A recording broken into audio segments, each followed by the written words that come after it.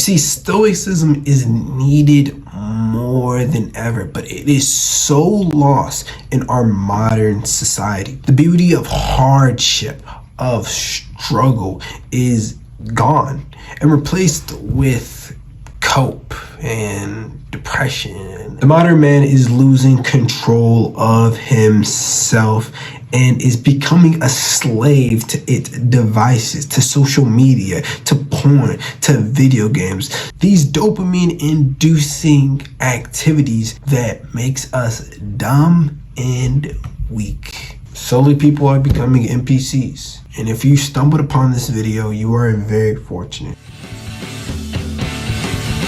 Number one is meditation. I've been meditating consistently for 3 years now. What meditation allows you to do is observe things rather than become them. Let's say something fell on your foot, right? 99.9% of people are going to say, fuck, shit, bitch, They're gonna curse, they're gonna be loud, they're gonna, be very emotional to the specific situation. But what a man with a stoic mind does is he simply observes it.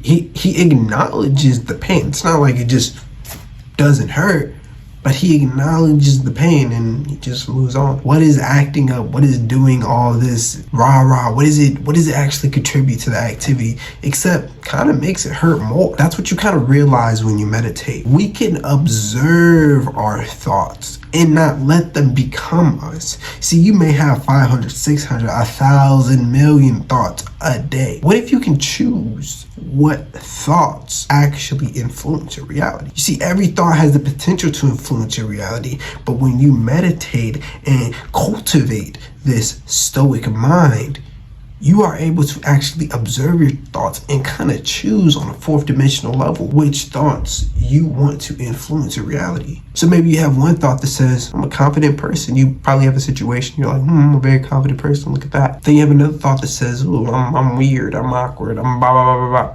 Which one are you going to allow to influence your reality? See, if you haven't been meditating, you may allow both to, or maybe you may allow the negative thought to influence you a bit more because you think it's more realistic, yada. When you meditate, you can observe these things, step a moment back, look at your thoughts and think, why would I allow this thought to, I like this thought better, and just observe it. Of course, meditating at the first is a bit difficult because you never really put yourself in this position of observing instead of react. But trust me, I've been on the meditation journey for 3 years. You become a person who meditates. You become a person who is able to observe rather than react, which is a huge foundation of stoicism. The next one is journaling. No, not on your phone, none of that, okay? Journaling in an actual journal. Simply writing down your thoughts can influence the stoic mind within you so much, because we have so many thoughts every single day and they kind of just go everywhere. They're so sporadic. Most of the times we don't even know what we're thinking. This is literally one of the biggest steps to just stop being an NPC, stop being programmed, stop being a drone, because down your thoughts, understand what you are feeling on the inside. It gives you a bigger insight of what is going on up here. If you haven't been journaling lately, I can guarantee you don't know truly what's in your mind. You think you do, but you really don't. I encourage you to grab a pen and a paper and just write down what you were kind of thinking this day, what you're kind of thinking this month. It is going to surprise you how much is beneath the surface. It's like we have an iceberg effect with our mind. On the top there is the surface level thoughts, and on the bottom there is something much deeper. We have to uncover that ourselves, even if we are creating those thoughts. This helps create a stoic mind because you truly realize how much depth is to yourself, how much you think, how much action you can take. What are your actual goals? This is why journaling is so powerful. It's one of the biggest reasons why Marcus Aurelius created meditations, to actually understand what is inside of his mind. We may think we know what's inside of our minds, but I assure you, a lot of us, this point's a big vague, but it's simple. Do discipline. Do disciplinary activities. What discipline have you been avoiding that you don't want to do, but you know you have to do it to complete your goals? Once you do disciplinary activities on the daily, it automatically creates a stoic mind because you are able to separate your emotions from the activity.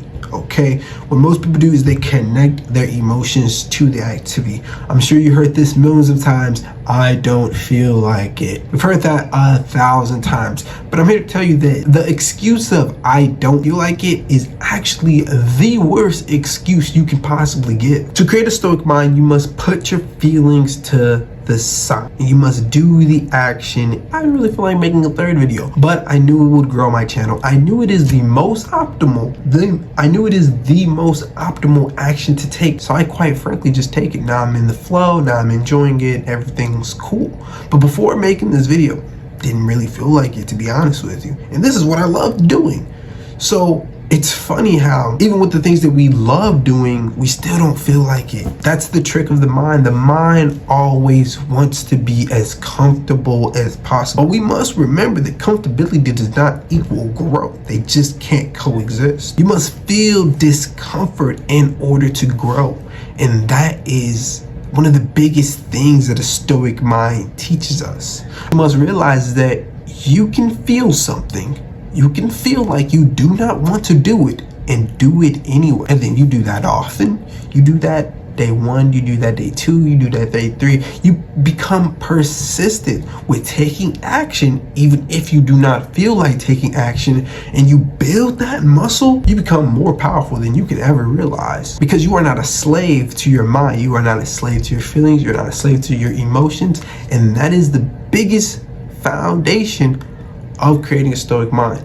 But I believe that's it for today. Don't forget to like, comment, and subscribe, and most importantly, externalize greatness. I am not